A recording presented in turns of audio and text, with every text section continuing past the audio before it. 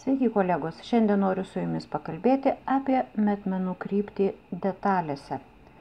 Kai jūs kopijuojate detalės iš žurnalų, o galbūt ir patys konstruojate ar patys jas braižote, turbūt atkreipėte dėmesį, kad detalėse yra štai tokios rodyklių linijos.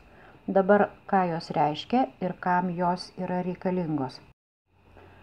Šitos rodyklių linijos rodo, kaip detalę reikia padėti ant audinio. Gerbiami kolegos, prašome laikytis taisyklių ir detalių ant audinio nedėti bet kaip. Tai yra labai svarbu, nuo to priklauso, kaip detalė gaminy elgsis, kaip pats gaminys kris, ar siūlės gulės būtent teisingai, ar kritimas gaminio bus geras. Todėl ant detalių dažniausiai jūs sutiksite, pavyzdžiui, priekio detalė, viena detalė bus užrašyta. Jeigu jūs kopijuojate iš žurnalo, bus užrašyta arba centras, arba lenkimas.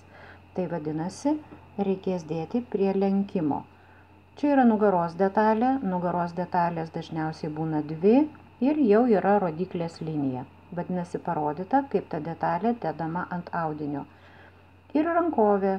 Rankovės irgi dažniausiai būna dvi, nes rankos būna dvi. Tai dabar kaip tas detalės reikia dėti? Pasiimam savo audinį, dažniausiai lenkiame gerąją pusę į vidų ir būtiniausiai sutapdiname štai šituos audinio išilgai. Aišku, dedam ir sutapdinam štai šituos kraštus. Jie turi labai tiksliai sutapti, todėl kad kai mes dėliosime ant audinio detalės, o dėsim ant perlenkto audinio, mes orientuosimės arba į šitą kraštą, arba į lenkimą. Ir pradedam. Dažniausiai pradedam nuo tos detalės, kuri yra ant lenkimo. Tai jeigu priekis ant lenkimo, tai ir dedam ant lenkimo. Sutapdinam su lenkimo linija, pasidedam savo detalę. Dabar, aišku, reikia dėti ir nugarą. Tai dabar kaip tą nugarą reikia dėti? Pasidedam savo detalę ir mes negalim jos padėti. Nei taip, trupučiuką, nei taip, trupučiuką pakreipdami, tarkim, kad jinai mums ten labai gražiai tilptų. O mes orientuojamės į štai šitą rodiklę. Vadinasi, matuojame atstumą. Jeigu apačioj detalės, tarkim, čia atstumas yra, pavyzdžiui, pas mane 9 cm, tarkim, kaip čia yra pavyzdys, paslinkau tam, kad jūs matytumėt, tai vadinasi, ir viršuje irgi turi būti toks pats atstumas. Ir viršuj, ir apačioj. Negalima suklysti nei 1 milimetro. Jeigu detalė yra labai ilga, galbūt galima per visą ilgį suklysti iki 1–2 mm.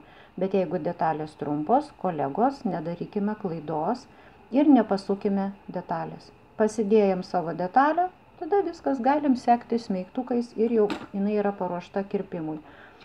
Ypatingai svarbu, kai jūs dedate rankovės detalę ant audinio. Jokių būdų negalima jos pasukti kažkuria tai kryptimi. Atkreipkite dėmesį, detalės dedamos yra išilgai audinio. Ir vėlgi lygiai taip pat matuojam. Matuojam detalės apačioje ir matuojam detalės viršuje. Atstumas turi būti vienodas.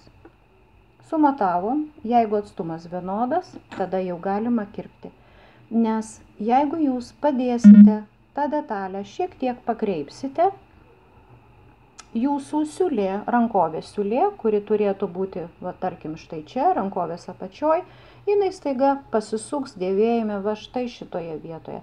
Taip kaip sukasi trikotažinių rankovių siūlės atsiduria čia, taip kaip sukasi, tarkim, kelnių, siaurų džinsų, klešnės apsisuka ir siūlė atsiduria vietoj to, kad būtų šone, atsiduria kažkur tai per priekyje.